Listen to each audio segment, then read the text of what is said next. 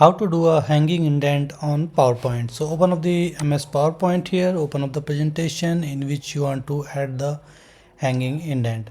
Okay, so I'm going to tell you the most easy way to do it. Okay, so simply select up a slide here. Suppose I'm going to select this one.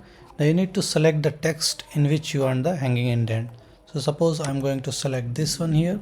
Okay, just like this. Now from the top menu here, click on the view section, then click on the ruler here. Okay, now at the top you can see this particular thing. There is a top triangle, then there is a triangle in the middle, then there is a square or rectangle box at the bottom.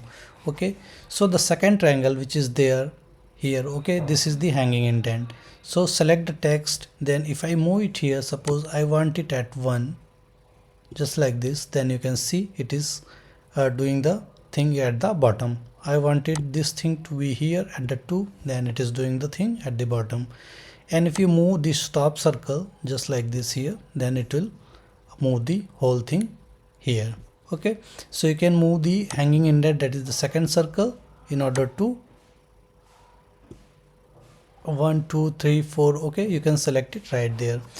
And there is a shortcut as well for this to do it. So if you are on MacBook, then it goes with the command plus close circle. Okay, so if I do it just like this, okay, it moves, and if I do the open circle, then it will decrease it.